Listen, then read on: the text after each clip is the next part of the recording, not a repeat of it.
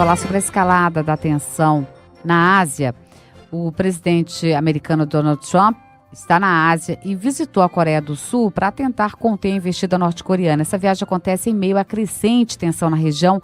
O presidente dos Estados Unidos segue para a China, Vietnã e Filipinas. Sobre esse assunto, eu converso com o professor Renato Galvão Flores Júnior, que é especialista em geopolítica e economia política internacional. Ele também é diretor do Núcleo de Prospecção e Inteligência Internacional da Fundação Getúlio Vargas. Professor Renato, bom dia, muito obrigada pela participação. Bom dia a todos. O presidente americano Donald Trump disse que os Estados Unidos estão preparados para atacar a Coreia do Norte, mas que espera não ter que usar a força militar. O senhor vê nisso mais uma ameaça ou um discurso? O fato de caracterizar como mais uma ameaça ou uma escalada, na realidade, essa situação ela já vem ela tem estado nesse ponto já há algum tempo. Quer dizer, o presidente Trump ele tem uma retórica que nós temos que descontar sempre. É errado julgar o presidente Trump literalmente pelas afirmações dele. E ele vem fazendo afirmações muito violentas e muito belicosas com relação à Coreia do Norte. Não é de agora. Essa viagem faz parte desse programa assim de quase que insultos e afirmações para assustar a Coreia do Norte, que por seu torno não tem tido muito eco. Quer dizer, por outro lado, o líder da Coreia do Norte não se move um milímetro e às vezes responde não exatamente no mesmo tom, mas de forma desafiadora.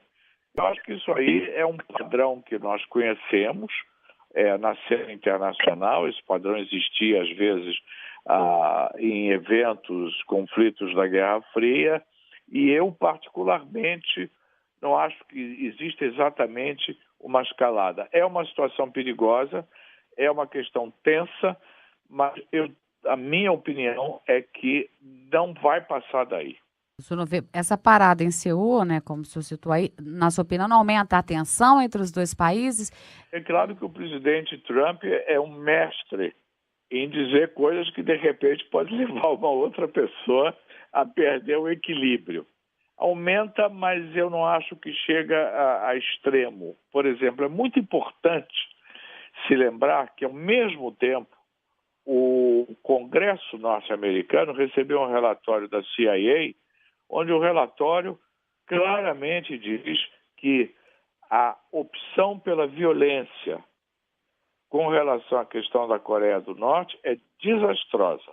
Terá um custo altíssimo em número de vidas humanas e um custo altíssimo para todos os envolvidos.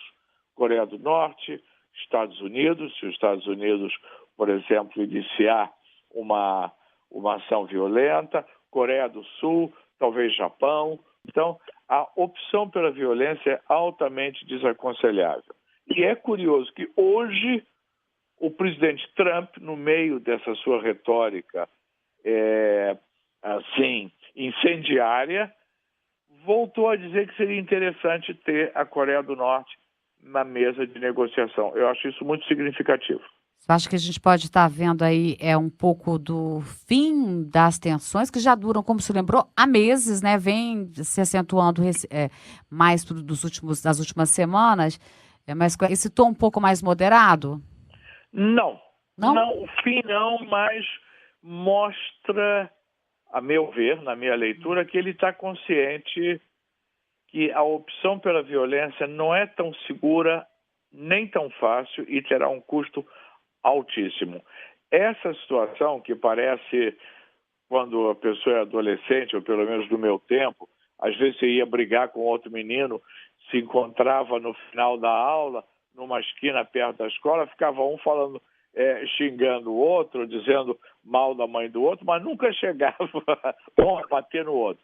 Isso ainda vai continuar, porque faz parte da psicologia e do modus operandi do presidente Trump, e também o rapaz, o líder da Coreia, ele não é brincadeira. Então, qualquer coisa que se diga, ele em geral tem um troco, e eu acho que absolutamente nós vamos ver o fim disso. É uma situação perigosa, mas, repito, ambas as partes têm consciência que passar o ponto limite, né? Que isso é como um jogo, em teoria dos jogos a gente chama o jogo de chicken, do chicken game, passar o ponto limite é muito perigoso. Eu não acredito que isso vai ser ultrapassado. Então, o senhor não acredita que chances reais de um Não. confronto direto, não, agora, né? a retórica, digamos assim, o falar mal da mãe do outro, dizer que é inadmissível, que nós temos o maior exército do mundo, que no caso não interessa, porque é um conflito local. Quer dizer, a Coreia do Norte tem uma capacidade em termos de mísseis, mesmo com o sistema antimíssil que está sendo instalado na Coreia do Sul, em termos de potencial nuclear, em termos de exército, eles têm o maior exército do mundo, dos maiores exércitos do mundo, em termos de efetivos, 1 milhão e 200 milhões 1 milhão e 200 mil soldados. Ela pode fazer uma devastação na Coreia do Sul, quer dizer, a capacidade de dano da Coreia do Norte, com todas as suas deficiências e com a, sem dúvida, enorme superioridade do exército norte-americano, é imensa. E eu acho, repito, ambas as partes estão conscientes disso. Recentemente, ele já havia advertido, né, que o Washington poderia ir além da diplomacia para frear esse programa de armas nucleares. Várias vezes. E os programas continuam. Do outro lado, o líder norte-coreano também não demonstra nenhum tipo de intimidação com as ameaças que vem recebendo aí, inúmeras ameaças do presidente Donald Trump. De jeito nenhum. De jeito nenhum. Ele falou uma coisa muito interessante. Ele disse, eu construí a minha bomba atômica porque eu não quero acabar como Saddam Hussein ou como o Gaddafi. Então, o fato de eu ter a minha bomba atômica é a garantia que eu não vou ser invadido e não vou ter um fim como essas duas outras pessoas, que já foram queridinhos do mundo ocidental. Saddam Hussein já foi muito amigo, treinado pelos Estados Unidos, etc. e tal. Essa frase dele eu acho muito importante, isso é uma coisa. Outra coisa, sanções. Primeiro, sanções têm um efeito limitado. O presidente Putin disse também uma coisa muito interessante, disse que a Coreia do Norte pode passar a se alimentar só de grama, mas não abre mão do seu programa. Quer dizer, sanções. É claro que as sanções são incômodas, pode ter um efeito localizado aqui e ali, mas sanções não vão resolver essa questão. Ou seja, ele faz questão em manterá o seu arsenal nuclear. Obviamente, isso causa uma angústia na Coreia do Sul, causa muita angústia no Japão. É muito importante que o Japão é um personagem crucial nessa tensão. O Japão também aumenta a tensão. O presidente Trump, não esqueçamos, a primeira parada dele foi em Tóquio, e nessa parada foi mais, digamos, agressiva do que agora na Coreia do Sul. E, obviamente, também não esqueçamos, porque o que faz a América grande é fazer bons negócios, ele já fez um ótimo negócio no Japão. Em princípio, se não me engano, parece que vai vender 4 bilhões de dólares adicionais em termos de equipamento militar. É preciso também não esquecer isso, que o senhor Trump é um grande negociante e há um aumento de tensão e medo dos vizinhos. Isso acaba, um dos desdobramentos disso é uma maior compra de equipamentos militares norte-americanos. E o senhor Trump é muito bom nisso e está muito atento nisso. Quer dizer, é um jogo que tem vários interesses e tem várias nuances, mas que não vai escalar para o lado da violência. É que o grande temor, né, mundial é de uma guerra nuclear. E é o temor também dos dois vizinhos. Também isso é importante levar em conta. Não é nem do interesse da Rússia, nem do interesse da China. É uma coisa quase que insuportável, inadmissível para eles ter um conflito em larga escala na Coreia. Quer dizer, imagina, por exemplo, se de repente o Japão entra nesse conflito, lança um míssil, o míssil erra o que o que pode ocorrer. O míssil erra de alvo e cai na China. Que horror. Então, esse fator também é importante. Quer dizer, a China e a Rússia não têm o menor interesse nesse conflito. Agora, vamos também, não vamos exagerar. Daí, para passar por um conflito nuclear mais generalizado, eu acho também difícil. Então, primeiro estágio, é muito difícil a existência do conflito, mas se lamentavelmente houver esse conflito, em princípio, vai se localizar na Coreia, Japão e nas forças americanas que forem engajadas. Sem dúvida, por exemplo, a base de Guam vai ter um papel importante e provavelmente também vai sofrer. E, eventualmente, porque a Coreia do Norte ameaça, no caso do conflito, e declara, parece que há, pelo menos, capazes de chegar até a costa oeste dos Estados Unidos, eventualmente alguma região dos Estados Unidos. Mas isso, quer dizer, configura o primeiro passo, quer dizer, é o máximo em termos de danos geográficos, em termos de envolvimento geográfico, que esse conflito pode ocasionar. Não acredito que ele extravase esse perímetro geográfico, que já é horroroso. Claro. É preciso dizer, já é horroroso, mas a possibilidade também de um envolvimento mais global é mais remota ainda. O senhor citou aí a questão, né, da Rússia, o papel da China também. O presidente Donald Trump reafirmou, né, nesse discurso dele, apoio incondicional à Coreia do Sul, convocou a Rússia e a China também para esse esforço de pressão internacional contra o regime de Pyongyang. É o que eu disse. O Japão não tem interesse, mas o Japão ele pode adotar uma atitude agressiva. Quem não tem interesse é a China e a Rússia. Porque, obviamente, a Coreia é ali no meio entre eles. Um conflito, e que vai ser, se houver, vai ser um conflito muito sério, muito violento, com lutas, conflitos, como se diz, em terra, exércitos se enfrentando. Então, é uma coisa absolutamente, como eu disse, praticamente inadmissível para os dois. Agora, a Rússia tem o seu elenco de objetivos e a China tem o seu elenco. O presidente Trump, mais de uma vez, ele hoje, de novo, disse que contava com a Rússia e principalmente a China para evitar essa situação. E não foi a primeira vez. Ele tem tentado engajar de uma maneira mais participativa esses dois países.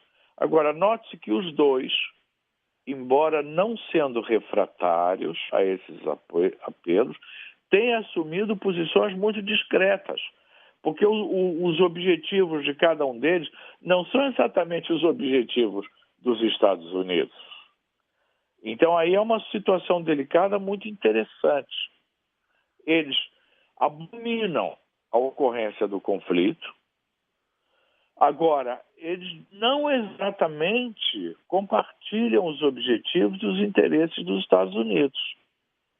Quer dizer, até sob um ponto de vista estratégico, digamos assim, mais maquiavélico, segundo alguns, eu acho que não. Quer dizer, uma Coreia do Norte que desestabiliza um pouco a posição dos Estados Unidos tem o seu interesse para essas duas nações, correto? Então, as situação, embora, repito, elas abominem o conflito. Então, é uma situação, é um jogo muito delicado que nós temos aí, que, por um lado, complica a situação, mas, por outro lado, como eu já disse, não creio que seja um fator para levar à solução violenta. Talvez isso explique também, então, essa postura mais diplomática de Trump, uma postura mais diplomática do que de costume, né? Deixando as ameaças mais veementes de lado e pedindo aí que o regime de Pyongyang volte à mesa de negociações para chegar a um acordo, embora diga que esteja pronto para tudo. Pode ser que ocorra uma mesa de negociação com as duas Coreias e essas três nações, Estados Unidos, China e Rússia. Mas eu acho essa probabilidade muito baixa, Porque a situação da Coreia é uma situação deteriorada há muitos anos. É importante também a gente lembrar que a Guerra da Coreia não terminou. Não foi assinado um tratado de paz. Tecnicamente, juridicamente, ele é uma guerra em aberto. Não acabou.